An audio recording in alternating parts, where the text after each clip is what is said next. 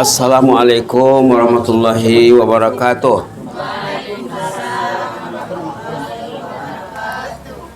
Bismillahirrahmanirrahim. Alhamdulillahirrahmanirrahim. Wassalatu wassalamu ala ashrafil mursalin wa ala alihi wa sahbihi ajma'in. Rabbi shrah li sadri wa yassir li amri wa hlul 'uqdatam min lisani yafqahu qawli.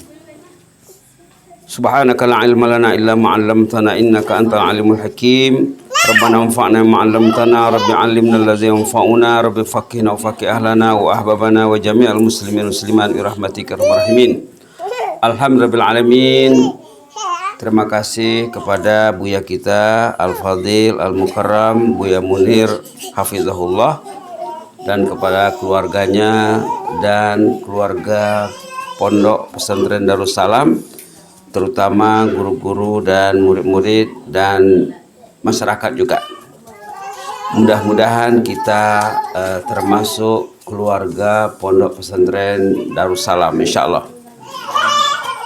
Sudah 2 kali pertemuan yang lalu kita membicarakan pendapat ulama tersohor bukan saja di Arab, di seluruh dunia, Profesor Dr. Muhammad Ratid Nablusi hafizahullah, tentang masa, tentang waktu. Karena nilai ataupun sesuatu yang paling besar nilainya pada kita ini adalah waktu. Waktu itu, kata Prof. Nablusi, ibarat orang menggaleh modal. Modal kita hidup ini waktu. Setiap orang dikasih 24 jam. Tapi macam mana kita mengolah waktu itu maka ada dalam Quran suratul Asr, surah tentang waktu. Sudah dibicarakan sebelum ini. Imam Syafi'i mengatakan kalau orang itu faham suratul Asr cukuplah katanya. Nah, di sini Imam Syafi'i mengatakan lau tadabbaran nasu hadhihi surah lakafathum. Kalau mereka mentadabburi suratul Asr ini cukup bagi mereka. Jadi kita sudah 2 kali pertemuan tentang gagasan pendapat Nablusi yang mengatakan orang yang menggunakan waktu dengan baik dikatakan sebagai investor namanya.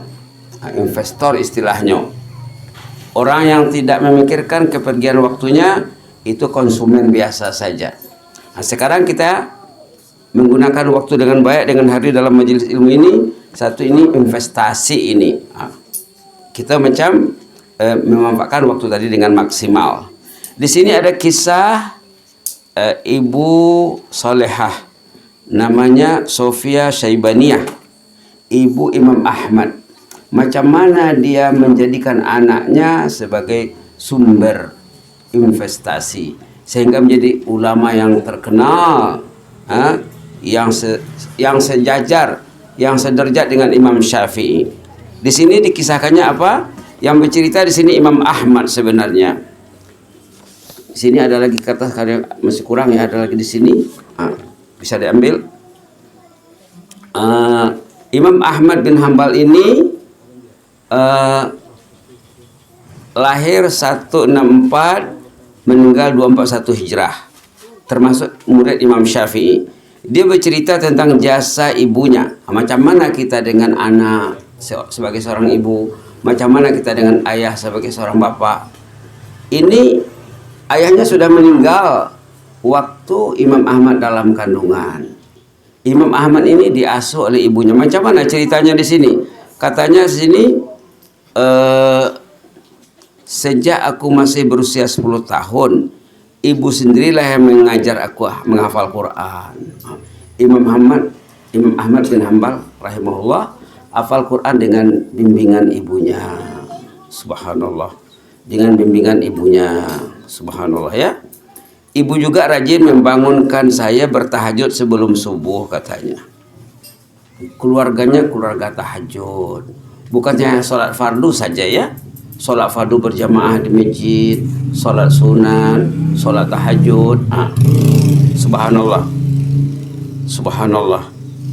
Ibu yang membangunkan aku bertahajud sebelum subuh. Malah beliau memanaskan air untuk berwudu pada suasana malam yang sangat dingin di kota Baghdad. Di sana ada musim, bukan macam di daerah kita ya. Di daerah kita musimnya macam musim bunga sepanjang tahun.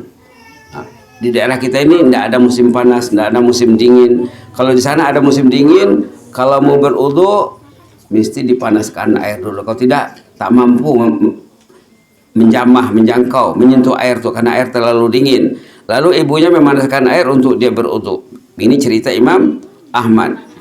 Subhanallah. Ibu juga memakaikan pakaian bagi diriku. Dia masih kecil, 10 tahun, ibunya yang memakaikan baju, ibunya yang memakaikan pakaian. Setelah itu beliau memakaikan telekung, dia sendiri memakai telekung dan berhijab. Selanjutnya menemani aku pergi ke masjid. Dibawanya anaknya ke masjid. Subhanallah. Karena ayahnya tidak ada. Jadi ibu memainkan peranan ayah dan ibu. Dididiknya anaknya hafal Quran. Dari kecil anaknya hatinya hati Al-Quran. Kenapa? Karena ibunya ibu Al-Quran. Subhanallah. Jadi ibu juga katanya menemani aku ke masjid. Jadi wanita ke masjid ya, bukan sholat di rumah. Kebetulan rumah kami agak jauh dari masjid, apalagi kondisi laluan yang ditempuh gelap. Inilah ceritanya. Cara ibu Imam Ahmad menginvestasikan sebagai investor, sebagai menanam modal. Modalnya anaknya dididiknya baik-baik. Nanti anaknya jadi ulama, ikutan jutaan manusia seluruh dunia. Hadis Imam Ahmad dibaca sampai hari kiamat. Ratusan ribu hadis riwayat Imam Ahmad dalam Musnad Imam Ahmad masih dibaca. Itu berkat didikan ibunya. Itulah teks ceritanya. Sekarang kita ambil sedikit pengajaran yang tersirat di balik kisah Imam Ahmad tadi, terutama untuk panduan ayah dan ibu. Nomor 1, pentingnya memanfaatkan saat mustajab sebelum waktu subuh. Imam Ahmad dibangunkan ibunya sebelum subuh lagi ya. Subhanallah. Karena waktu sebelum subuh itu sangat mahal. Kalau orang tuh mau bangun sebelum subuh, berarti orang tuh dijaga Allah. Kalau orang tuh tidak mau bangun sebelum subuh, berarti Allah tidak mengurusnya. Manusia ini ada dua. Ada yang diurus Allah dengan baik, ada diurus Allah secara umum. Pengurusan, pentadbiran, penjagaan, inayah. Inayatullah tangkasimu ila kismain. Penjagaan Allah kepada manusia ada dua. Pertama, jasmaninya diurus. Semua orang diurus. Semua dikasih makan, semua dikasih hidup. Subhanallah. Dikasih oksigen, dikasih air, dikasih tenaga, dikasih kesehatan. Kucing pun makan, kucing pun beranak. Kalau kita hanya memikirkan jasmani saja, berarti penjagaan Allah sama kita itu penjagaan umum namanya. Inayah ammah. Kalau orang itu dijaga dengan penjagaan khusus, rohaninya dijaga Allah, waktunya dijaganya, waktunya bermanfaat semaksimal mungkin. Inilah Imam Ahmad ya. Sebelum subuh sudah bangun, boleh kita rujuk ayat surah Ali Imran ayat 17, surah Az-Zariyat ayat 18, Sajdah ayat 16, Hadid 12 sampai 14, kemudian Tahrim ayat 8 dan 11. Kita lihat dulu surah Ali Imran, pentingnya bangun sebelum subuh. Kita disanjung, Allah menyanjung, memuji, bukan menyuruh ya. Di sini Allah menyanjungnya. Anak-anak boleh baca ya. Halaman bismillahirrahmanirrahim, halaman 52. Halaman 52 ya, surah Ali Imran, as-sabirina was-sadiqin. Coba baca anak-anak ya. Auzubillah.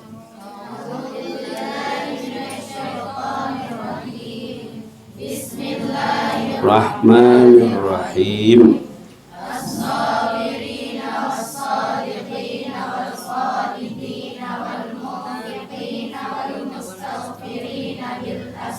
Allahumma ja'alna minal mustaghfirina bil ashar. Allahumma ja'alna minal mustaghfirina bil ashar. Allahumma ja'alna minal mustaghfirina bil ashar. Di sini 5 sifat ahlul jannah yang dipuji Allah berbentuk sanjungan, bukan perintah, bukan fi'il amar. As-sabirin, orang yang sabar. Ada pengajian seminggu sekali, datanglah, sabar. Sabar ya. Was-sadiqin, orangnya benar dan jujur. Sama di mulut dengan hatinya, bukan lain di hati, lain di mulut, lain di mulut, lain di hati. Wal qanitin, orangnya taat, rajin beribadat. Wal munfiqin, orangnya permurah, suka mengeluarkan duit untuk jalan yang baik. Wal mustaghfirina bil ashar, mereka ada masa untuk beristighfar sebelum subuh. Coba kita amalkan nanti ya. Inilah misinya. Imam Ahmad bin Hanbal dijaga ke ibunya sebelum subuh, sehingga anaknya jadi anak tahajud, anaknya jadi anak Al-Quran, anaknya jadi anak istighfar. Orang yang waktu azan subuh masih tidur, itu insan yang bermasalah. Kalau mati nanti susah tuh. Allah memanggil lewat tengah malam, ada panggilan Allah yang sama dengan panggilan azan sebenarnya, tapi tidak ada mic, tidak ada pembesar suara. Allah memanggil setiap hamba untuk bangun lewat tengah malam, untuk berdoa, untuk beristighfar, untuk bertobat kepada Allah. Hal min taibin, katanya, siapa yang mau bertobat, tobatlah sekarang. Hal min mustaghfirin, siapa yang mau beristighfar, istighfarlah sekarang. Ini ayatnya dan hadisnya sudah disebut. Jadi sangat penting sekali. Itu surah Ali Imran, pujian Allah, sanjungan Allah kepada orang yang wal mustaghfirina bil ashar. Jadi macam mana caranya? Caranya kita akan mesti tidur awal. Kita mesti, orang yang tidurnya jadi investasi, diolahnya dengan baik supaya dia mendapat pulangan yang maksimal. Dia tidurnya diatur, bangunnya teratur. Mungkin dia tidur jam, contohlah mungkin 9 ya, 10, 11, 12, 1, 2, 3, 4. Oh, 4 sudah 7 jam dia tidur. Subhanallah. Atau dia tidur jam 10, 11, 12, 1, 2, 3, 4. Dah 6 jam.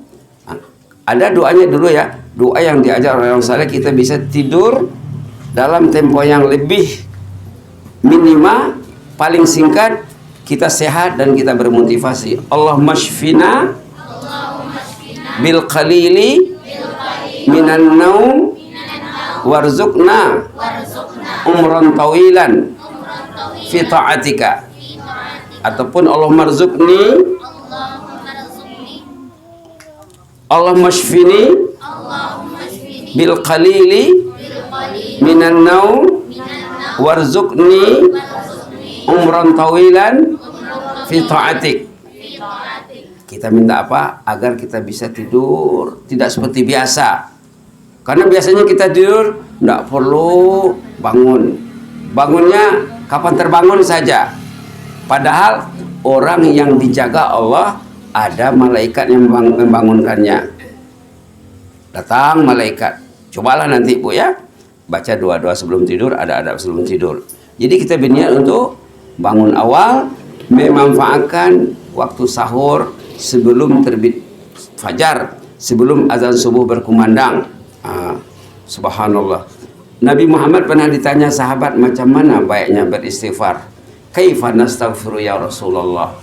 Kata Rasulullah, qulu Allahumma ighfir lana warhamna wa tub alaina innaka antat tawwabur rahim. Allahumma ighfir lana warhamna wa tub alaina innaka antat tawwabur rahim. Itu istighfar yang diajar Rasulullah kepada sahabat waktu sahabat menanya Nabi, macam mana bagusnya beristighfar? Kata Rasulullah, bacalah Allahumma ighfir lana warhamna wa tub alaina innaka antat tawwabur rahim. Bangun tidur jam 4, tengah 5 paling lambat, Allahumma ighfir lana warhamna wa tub alaina innaka antat tawwabur rahim. Tapi lebih dahulu berwudu, lebih dulu salat 2 rakaat ya. Kemudian kita lihat surah Az-Zariyat halaman 521. Halaman 521. Dalam pertemuan yang lalu sudah dibicarakan juga sebenarnya. cara kita memanfaatkan masa dengan maksimal. Coba dibaca ya, ayat berapa? Baca saja. Bismillahirrahmanirrahim.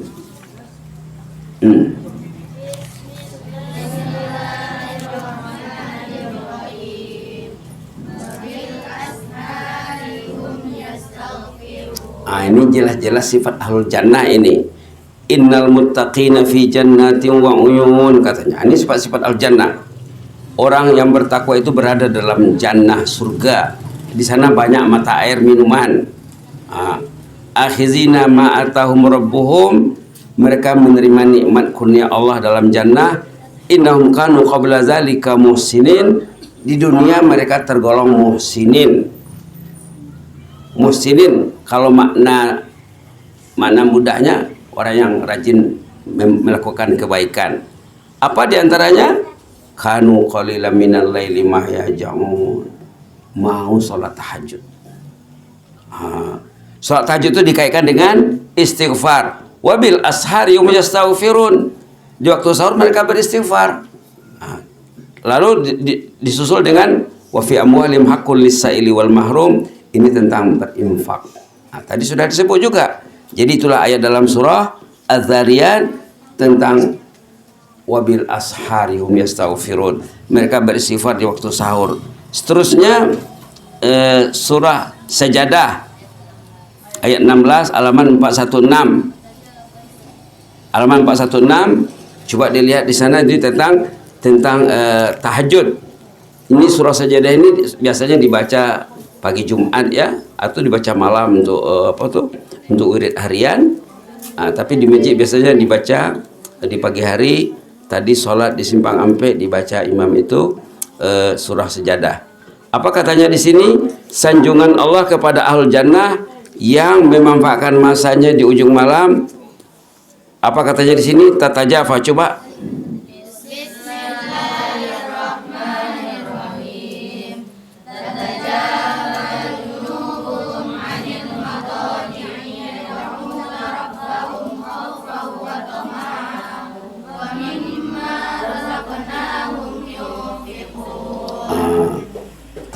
Tatajafa junubuhum anil madaji, mereka bangun di malam hari waktu sahur. Ini waktu sahur ini yad'una rabbahum, mereka berdoa kepada Allah khaufan, dengan rasa risau, wa tama'an, dengan rasa harap, dan mereka juga berinfak. Ini maksudnya doanya sama ada doa istighfar ataupun doa lain. Baik, seterusnya surah Hadid ayat 12 sampai 14. Halaman 539. Subhanallah. Subhanallah. 539 ya. Yaumatara. Coba. Coba.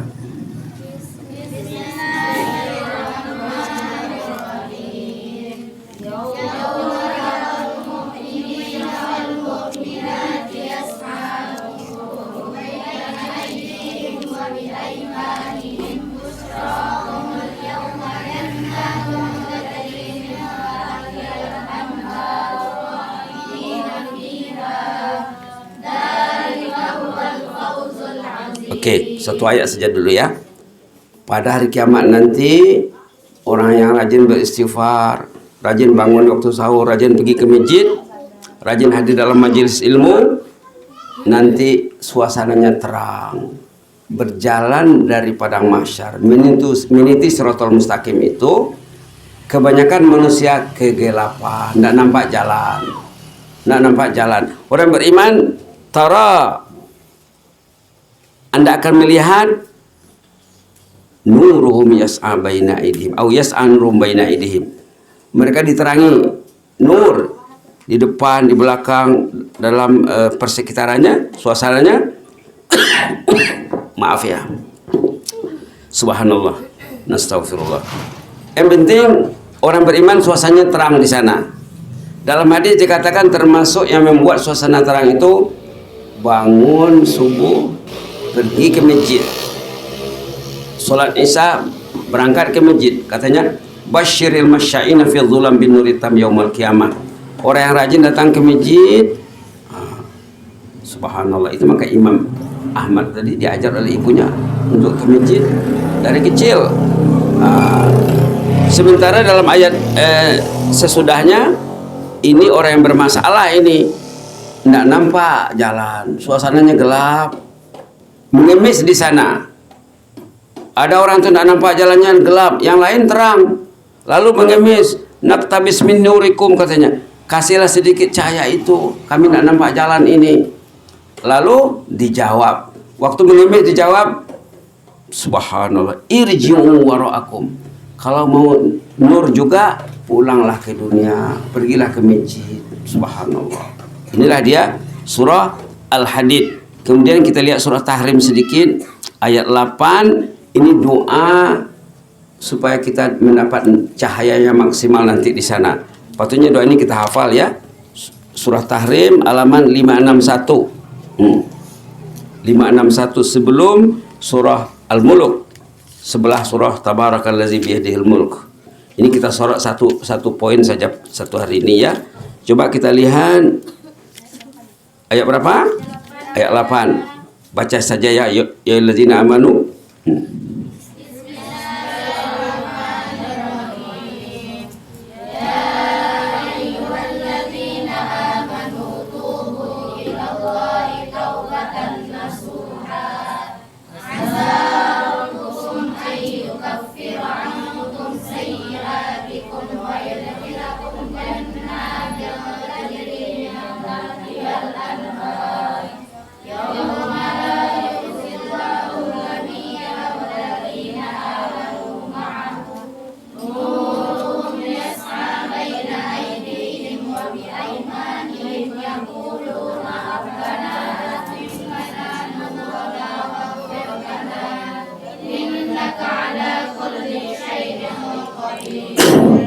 Maaf lagi ya. Ini doa nur yang sepatutnya kita baca dalam doa harian. Rabbana atmim lana nurana waghfir lana innaka ala kulli syai'in qadir. Cerita di sini tentang nur waktu merintis sirat tadi. Jadi kita minta sekarang. Di samping kita berusaha mencintai masjid, mencintai majelis ilmu, kita berdoa Rabbana atmim lana nurana waghfir lana innaka ala kulli syai'in qadir. Coba baca 3 kali doanya Rabbana.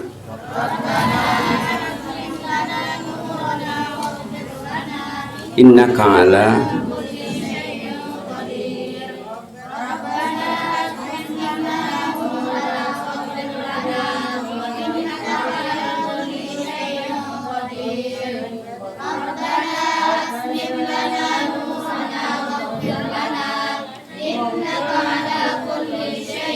Oke. Di samping doa nur, ayat 11 di bawah ada doa jannah. Pendek sekali. Rabbi, coba. Ibnili indaka baitan fil jannah. Itu saja. Rabbi ibnili indaka baitan fil jannah. Ayo kita baca 10 kali. Rabbi ibnili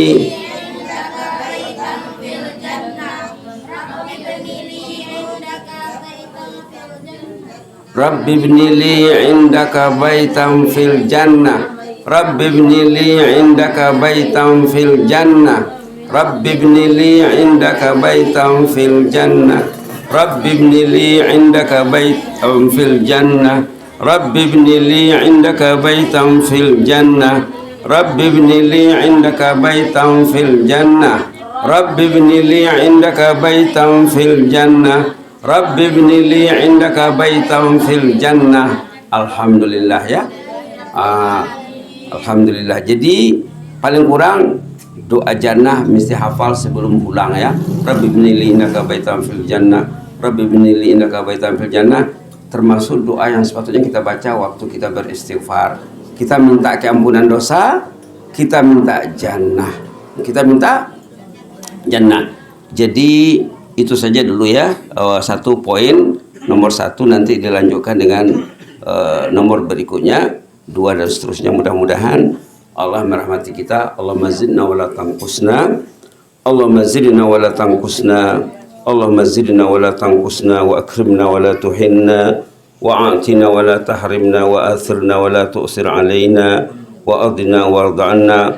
Rabbana atmim lana nurana waghfir lana innaka ala kulli syai'in qadir. Rabbana atmim lana nurana waghfir lana innaka ala kulli syai'in qadir. Rabbana atmim lana nurana waghfir lana innaka ala kulli syai'in qadir. Rabbi ibnili indaka baitan fil jannah. Rabbi ibnili indaka baitan fil jannah. Rabbi ibnili indaka baitan fil jannah li wal jamaah walil muslimin ya mujibas sa'ilin. Da'wahum fi subhanakallahumma wa tahiyatum fiha salam wa akhiru da'wana alhamdulillahi alamin. Jazakumullahu khairan wa barakallahu fikum wa wassalamu alaikum warahmatullahi wabarakatuh.